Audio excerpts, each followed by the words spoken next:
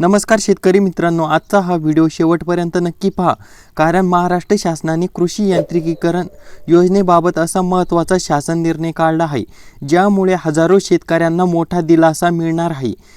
2 जुलै 2026 रोजी शासनाने तब्बल 4 कोटी रुपयांचा निधी वितरित करण्यास मंजुरी दिली आहे आणि त्यामुळे महा-डी-बी-टीवर अर्ज केलेल्या अनेक शेतकऱ्यांच्या आशा पुन्हा एकदा वाढल्या आहेत। पण हा निधी नेमकं कोणाला मिळणार? सर्व अर्जदारांना मिळणार की फक्त निवड झालेल्या लाभार्थ्यांनाच मिळणार? पुढे कोणती प्रक्रिया करावी लागणार? कोणती कागदपत्रे तयार ठेवावी लागतील आणि कोणती एक चूक तुमचे अनुदान अडकू शकते?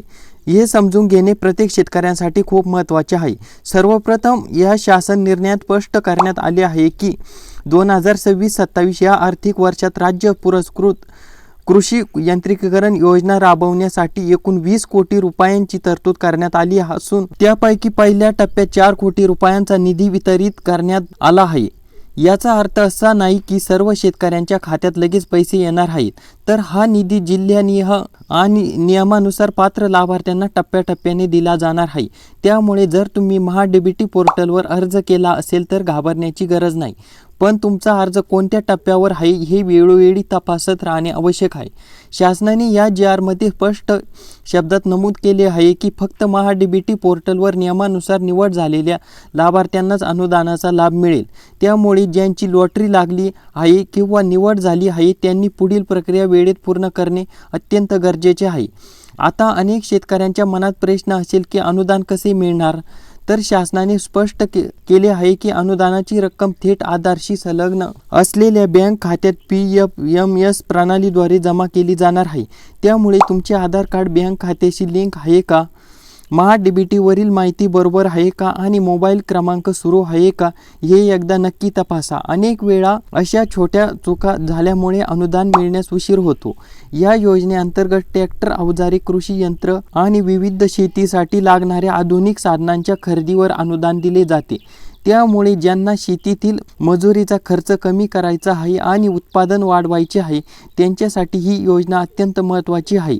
शासनाने या निर्णयात आणखी एक महत्त्वाची बाब नमूद केली आहे। महिला, शेतकरी तसेच अनुसूचित जाती आणि अनुसूचित जमातीच्या शेतकऱ्यांसाठी स्वतंत्र उद्दिष्टे ठेवण्यात येणार आहेत। म्हणजे या घटकांतील पात्र लाभार्थ्यांनाही प्राधान्य दिले जाणार आहे।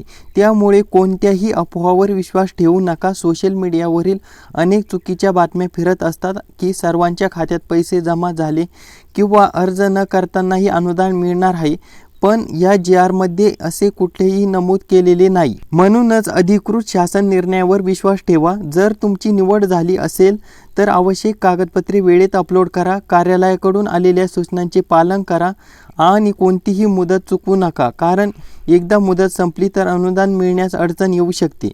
त्यामुळे आजच महा-डी-बी-टी पोर्टलवर तुमचे स्टेटस तपासा, आधार आणि बँक खाते लिंक आहे का ते पहा आणि पुढील प्रक्रियेसाठी तयार राहा। ही माहिती प्रत्येक शेतकऱ्यांपर्यंत पोहोचवणे अत्यंत आवश्यक आहे। त्यामुळे हा व्हिडिओ जास्तीत जास्त शेतकऱ्यांपर्यंत नक्की शेअर करा। अशाच नवीन जी-आर, शासकीय योजना आणि कृषीविषयक सर्वात जलद आणि अचूक माहितीसाठी आपल्या पवन ॲग्रोटेक यूट्यूब चॅनलला आत्ताच सबस्क्राईब करा। धन्यवाद शेतकरी मित्रांनो।